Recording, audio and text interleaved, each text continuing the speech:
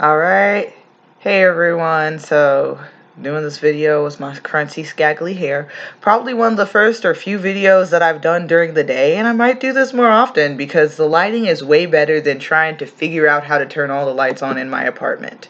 So what I'm going to talk about is basically the topic of women in the church. So I saw a sermon, or it was something that was like a sermon, that said that one of the things that really needs to be addressed more by churches is just kind of the role of women in the church. He almost said churches that have spines are the ones that are willing to address women in the church.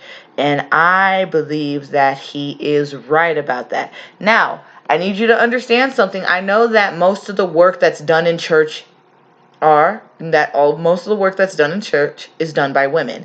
Whether children's ministry, pastor's aid committee, different, even homeless outreaches, whatever the case may be, most of the work is done by women because, in all honesty, most of church attendees are women. In some churches, it's like upwards of 60%. One of the last statistics I saw in African American churches, it's about 80-something% women. So with that, they do a lot of things in the church. They have a lot of, basically higher population, so more of them are doing things just to get things done. However, there is a lot of damage that I have seen done by women in the church. So one area I've seen where there's like a lot of kind of awkwardness and damage is in relationships. So in a lot of these circles and things like that, women are given told, wait for your husband, wait for your Boaz, wait for all this other stuff, but they are not necessarily taught how to be in relationships. I have seen women who were talking to men or whatever the case, and somebody just kind of like booty bumps them out the way and stops them from talking to each other. I've seen different people just when they notice two people start liking each other or whatever the case may be, just say, no, that's not the person you need to talk to. That's not who you need to mess with, or whatever the case may be. I've seen a lot in that area of what would be considered cock blocking. So another thing of advice that I've noticed is that a lot of the time these women have, different advice for different people. So one of the things I was told on a very regular basis, like, if he's not your husband, if he'll do anything wrong to you, it's like your husband is going to do right by you. Your husband's going to do good by you, right? But on the flip side, I've seen other people get told, y'all just made a mistake and, repent and God will forgive you. But here's the thing that I noticed. Who's the people who gets y'all will repent and God, if y'all repent, God will forgive you? The people who get told that are the ones that the women are the ones who orchestrated the relationship. So the ones that they didn't get to put their badge of honor of, yeah, I made this, those are the ones that say, well, if he sleeps with you, that means that he's not the one that God has for you. But if they're the ones who are like, yes, let's put these two pieces of people together, or let's force this together, or I notice they like each other and I like y'all together too, so I'm going to do whatever I can to get in y'all's business and figure it out. Those are the ones that, it's okay for them to stay together and talk to each other because I'm the one who had, made this come together, and it must be of God because my hand is in it. So that's just the awkwardness of dealing with relationships, and that's more so when it comes to like dealing with singles and stuff. Another thing I've noticed is something that makes me really, really sad is with male children. So I feel like with male children, there's like this awkward expectation and feeling that they're like, oh, that bad little boy. I mean, I've seen like, girl baby children, they grab their mom's chest or whatever, trying to get some chi-chi because, they're a baby, or hiding under their mom's skirt, and it's like, oh, they're so shy.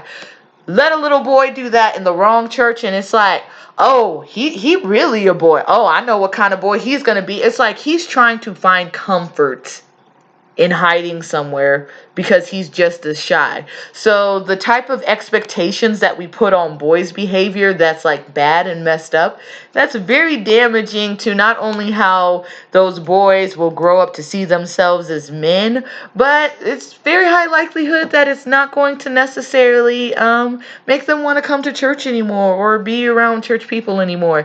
I even remember there was this one time that there was this young boy and he loved church. I mean, it's like homie is like little 6-year-old, real cute, excited about church and everything. And I saw one of like the leading ladies or whatever of the church is like, why do you keep talking? And why do you ask so many questions? That's not of God. And just kind of watching his little countenance drop. And I'm like, how do you expect men to want to come to the church if, as boys, they're being treated like that for asking questions? I mean, just kind of the whole thing of how dressing in nice clothes, all this other stuff. So another thing with that is like etiquette. So dressing in nice clothes, sitting still, those are not really dude things. I mean, they want to play outside and run around and stuff. And some churches and some places have room for that. And some churches and some places is like, bet not mess up your pants. And it's like, bruh. Another thing that I noticed is that the whole thing of open doors for girls and pull out seats for girls. And it's just kind of almost like, bruh, why?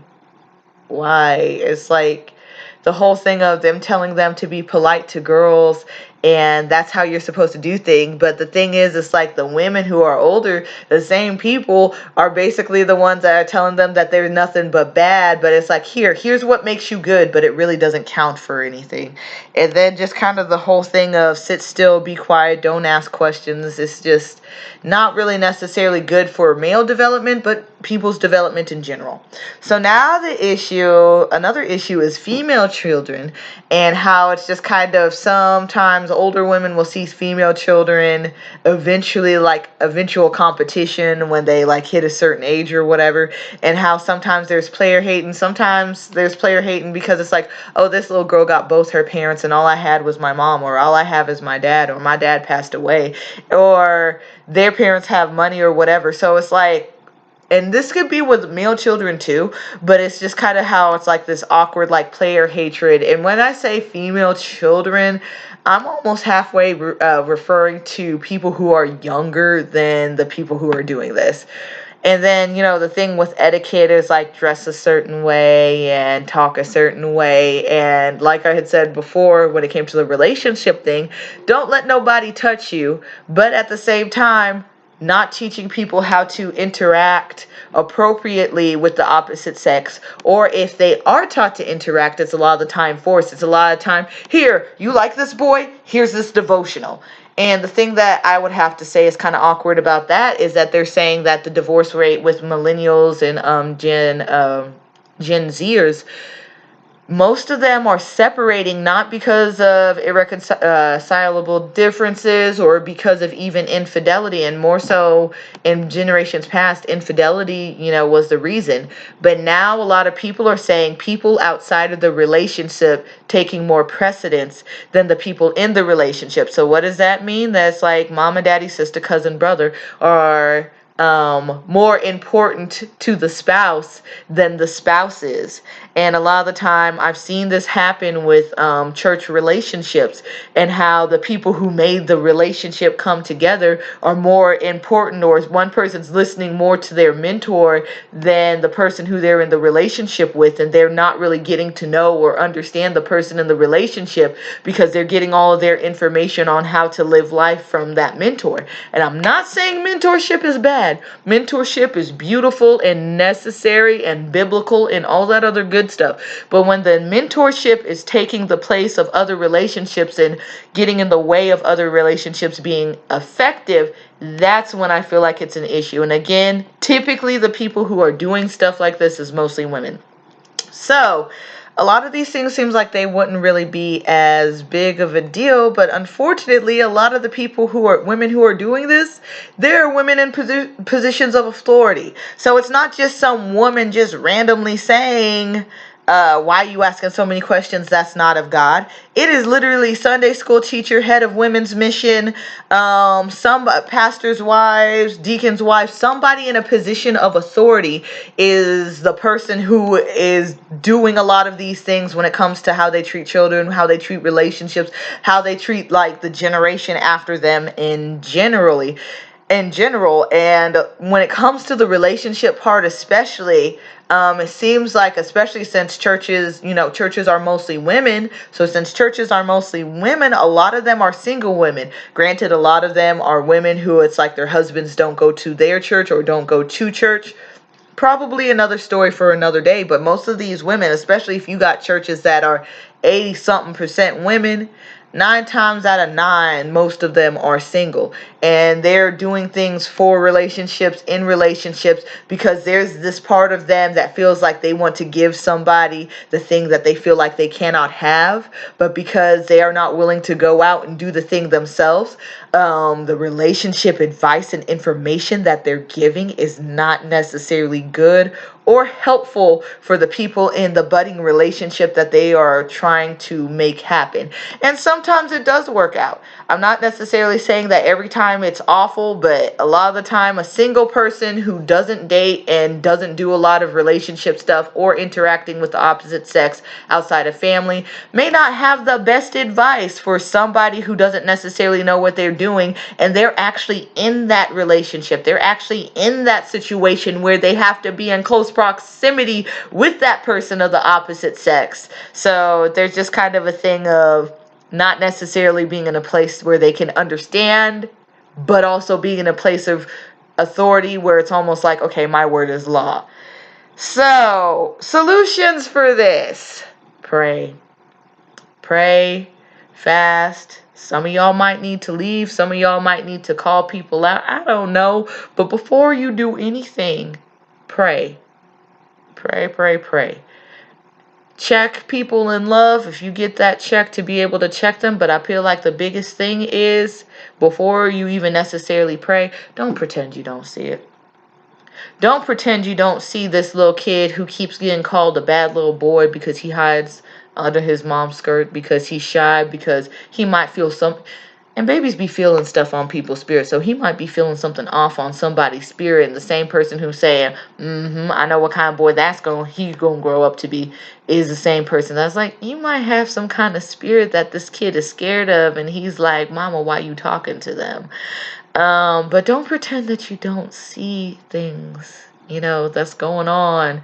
And I know that the other thing that the man in that video that I mentioned in the first place, he said that eventually that it may end up leading to a lot of men, being abusive and being like, yeah, that's what I thought. Eventually it'll have to be turned, and then guys will have to be kept in check. Granted, there's a lot of things in churches that I feel like need to be kept in check, what I will probably talk about on another video. But that's all for today. Lord bless y'all and keep y'all, cause his face to shine upon y'all, give you peace. If there is any other thing that you think might be a good solution or something that you dealt with, write it in the comments below. Was there some other weird church thing that you had to deal with women? How did you deal with it? I want this to be a place of like healing. So sometimes some of your stories, if you're too angry, I'm going to be like, yeah, they need deliverance. But other than that, write in the comments below. Love y'all. God bless y'all. Bye.